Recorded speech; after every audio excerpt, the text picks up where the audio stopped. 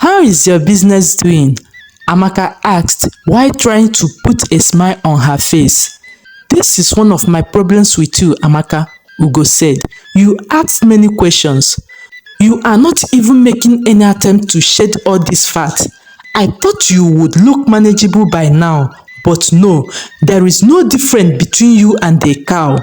Let me tell you one thing you don't know. I am a prince who is now rich and powerful, and many beautiful princesses are seeking my attention. You should sit up if you want to become my wife. Ugo spoke with annoyance in his voice.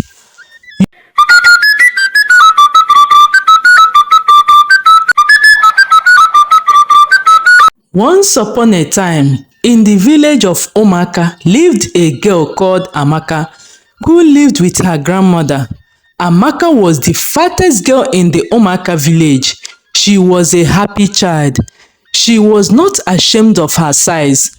Villagers often made fun of her and they referred to her as a fatty bum or obolo, which is a name given to a fat person.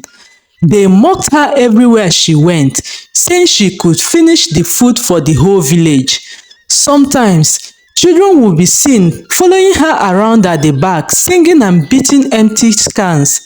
But in the face of all this mockery and insulting words, Amaka would always be smiling.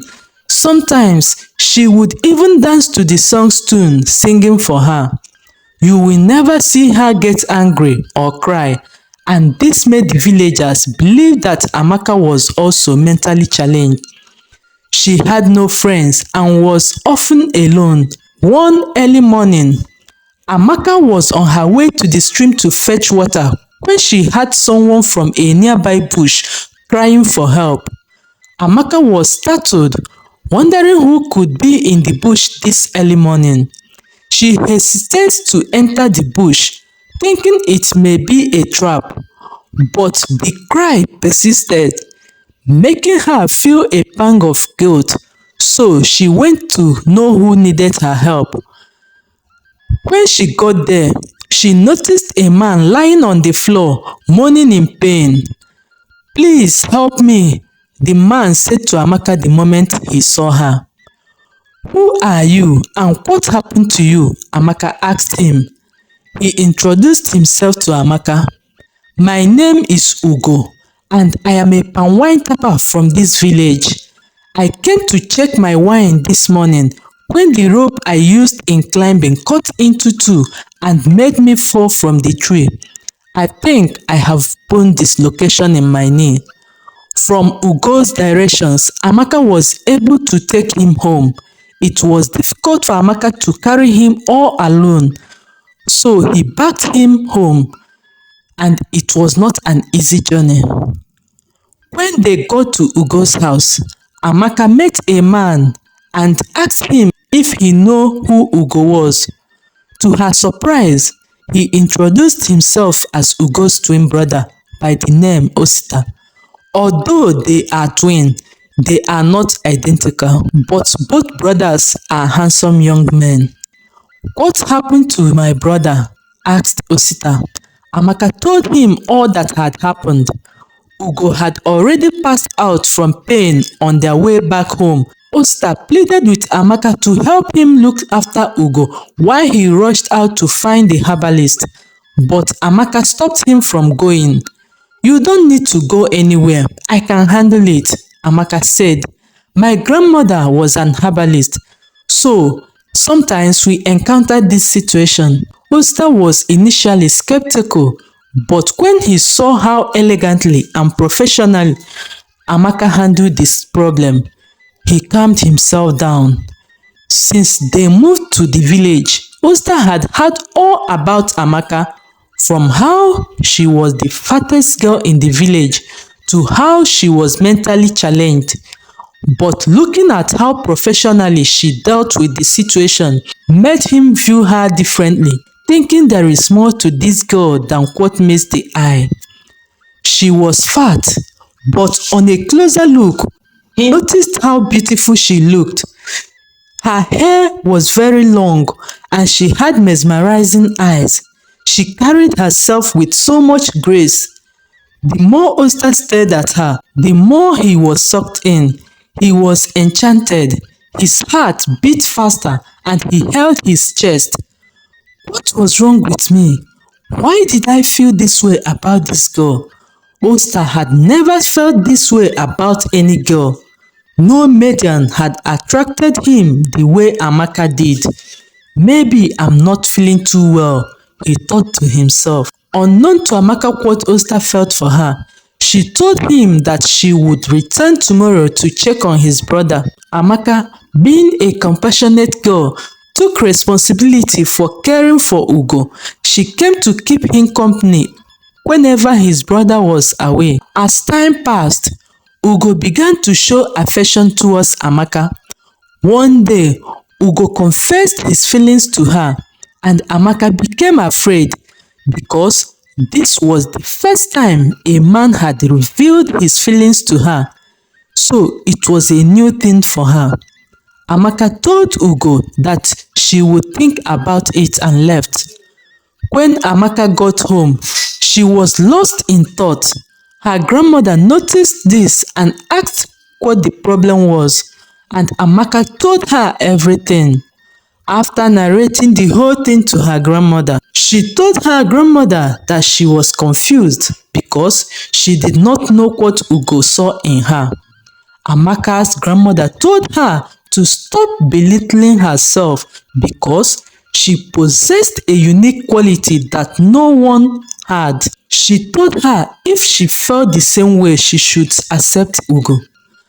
As a lonely girl without friends, Amaka has gotten used to Ugo's company and has long fallen in love with Ugo, but has hidden it from the fear of chasing her only friend away. After listening to her grandmother's advice, Amaka decided to accept Ugo. The next day, Amaka confessed to Ugo that she felt the same way as him, and they decided to date. After a while, talks about Amaka cutting a handsome man spread like wildfire. The village was in an uproar, thinking how a man in his right senses could woo a girl like Amaka. They believed Amaka must have tied her boyfriend with juju. Just like magic, things turned around for Ugo a few weeks after they started cutting. He recovered quickly and returned to his palm wine business. Magically, Ugo's business started moving well unlike before. His wine would be the first to finish in the market, and people from far and near came searching for his wine. Ugo's wine became so popular that Ugo made a lot of money from it in no time. One day, Ugo told Amaka that since he had made a lot of money from the palm wine business, he would like to relocate to the city to look for an excellent company to invest the money.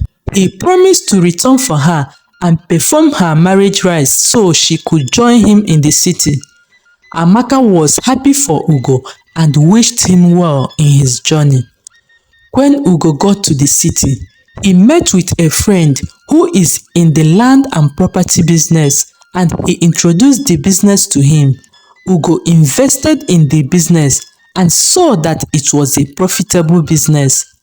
Once in a while, he would send a letter to Amaka and his brother to learn how they were doing and tell them about his business, which was progressing now. After 6 months of investing in the business, Ugo became extremely rich, powerful and respected in the city.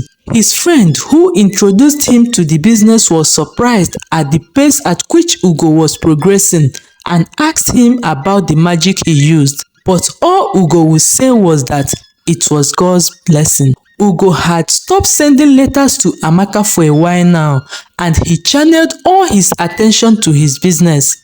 Meanwhile, Amaka had been waiting to receive a letter from Ugo for the past 2 months, and she wondered if all was well with him.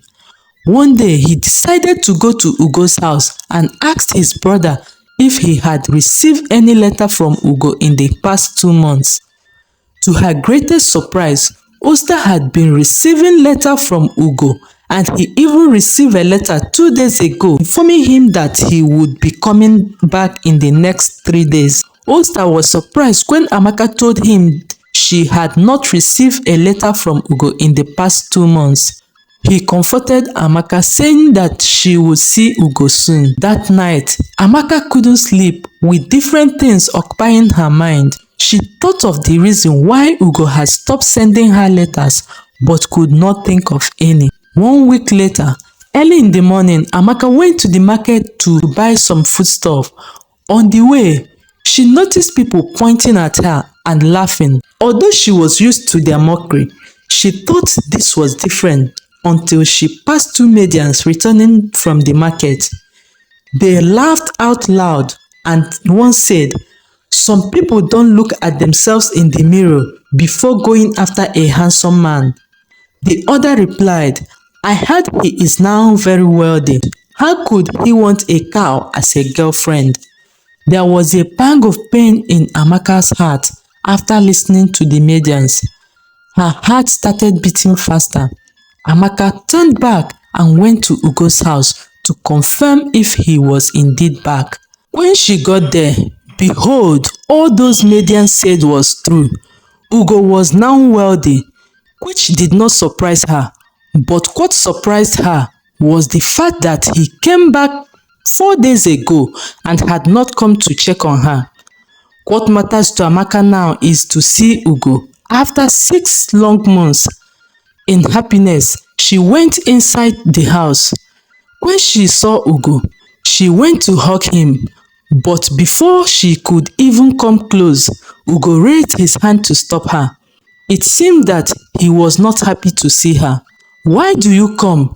It would help if you had waited for me to visit you in your house after I had settled down," Ugo said with annoyance. There was pain in Amaka's heart. It had been 6 months, but Ugo didn't seem to have missed her. "How is your business doing?" Amaka asked while trying to put a smile on her face. "This is one of my problems with you, Amaka," Ugo said. "You ask many questions. You are not even making any attempt to shed all this fat. I thought you would look manageable by now, but no, there is no difference between you and a cow. Let me tell you one thing you don't know. I am a prince who is now rich and powerful, and many beautiful princesses are seeking my attention. You should sit up if you want to become my wife." Ugo spoke with annoyance in his voice. "You are a prince? How?" Amaka asked. Ugo left her standing there without any explanation. Amaka did not know how she got home that day. After that day, Amaka did not get to see Ugo again. When she visits him, his guards always have one excuse to give her. He would have visitors if he is not in a meeting. One day, Amaka took it upon herself and waited to see Ugo and know what was happening. She waited outside the gate for Ugo to drive out. Ugo has now built the most prominent house in the village, so each time she goes to visit him, his guards stop her. Even when she tells them that she is Oga's girlfriend, they will not allow her inside, saying that Oga says that we should not open the gate for you. After 3 hours of waiting under the scorching sun, the gate opened and Ugo's car drove out. Amaka rushed and stood in front of the vehicle, and it was forced to stop. The door to the car was opened and Ugo angrily came out. He shouted at Amaka as soon as he saw her. "What are you doing? Are you trying to get yourself killed?" Amaka was anxious to talk with him, so she ran over to where Ugo was standing. "Ugo, what was going on? Why are you avoiding me?" Amaka asked as she tried to reach for Ugo's hand. But he angrily pushed her away and said, "There shall be no more of this nonsense. You are not pretty enough, looking like an elephant. You are lucky I chose to remain with you, despite your size, because you are my savior. But your actions shows that you are not even grateful to have me," said Ugo.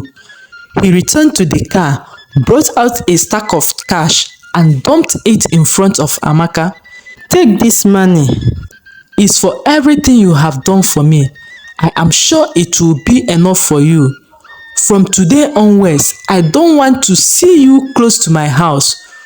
Ugo entered his car and drove off without knowing how Amaka was feeling. By the time Amaka returned to her senses, Ugo was long gone. Amaka's heart was shattered. She couldn't think straight and cried out bitterly. On her way home, the once happy girl was now moody. Some people pointed at her and whispered, while others laughed loudly and mocked her. Who does she think she is? If she says she can marry the most eligible man, she should go and look at herself in the mirror. The news of how Ugo abandoned Amaka had spread like wildfire throughout the entire village. But Amaka did not care what people said about her. All she wanted was answer to the questions that bothered her. She went to find Osta, Ugo's twin brother. Osta did not move into his brother's new house, but retained their old house. When Amaka arrived, she met Osta, who was about to leave house. Amaka greeted him and said she would like to ask him something. When Osta saw Amaka's mood, there was an unknown pain in his heart. He invited her in and allowed her to ask him whatever she wants. Ugo just mentioned that he is a prince. Is it true? When Osta heard this question, he took a deep breath, knowing that someday he would talk about his origin.